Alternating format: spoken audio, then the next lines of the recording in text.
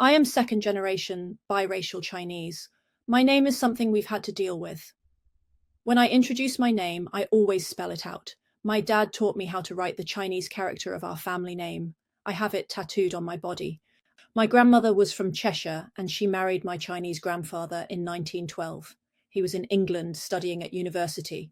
Can you imagine a woman from a top family in Cheshire marrying an educated Chinese man in Cheshire in 1912? After his studies, they returned to China where she suffered racism and was often called a foreign devil. They travelled all their lives between England, China, and the USA, which is why my dad's family lives all over the world. My dad and my aunt were at university in Shanghai when the Japanese invaded in 1938. Dad became a newsreader on the radio during that time. My aunt escaped Shanghai, but when my dad tried, he was beaten by Japanese guards. After the war and when the communists took over, the family fled to Taiwan, the UK, and the USA. Dad went on to teach engineering at Liverpool University.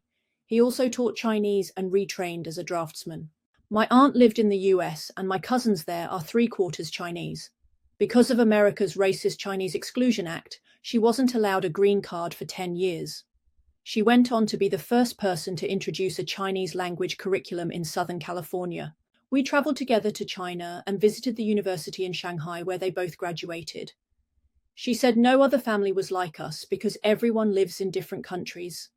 Except when I was a baby, I never met my dad's parents because they lived in Los Angeles and Taiwan. I was born in Los Angeles because Dad wanted us to live there for a while and meet my aunt and her family. I always felt a little different when I was growing up in Southwest Lancashire because I was born in America, and my dad had an American accent and was half Chinese and Ivy League educated and a world traveller.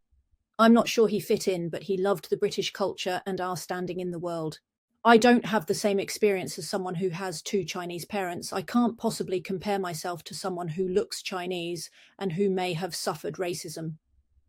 But I do have the immigrant family experience, the biracial experience.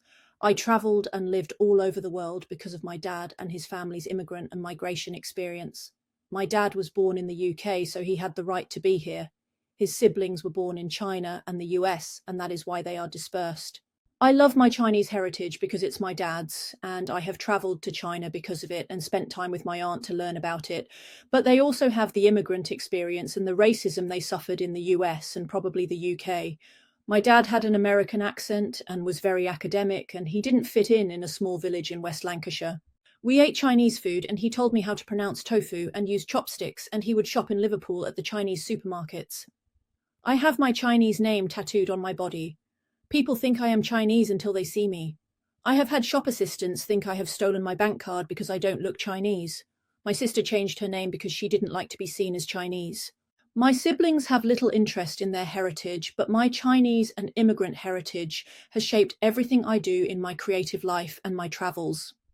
My dad wanted me to travel and experience life, and after he passed away when I was in my 20s, I travelled around China to see if I could experience the things he had, but of course, it was a different China.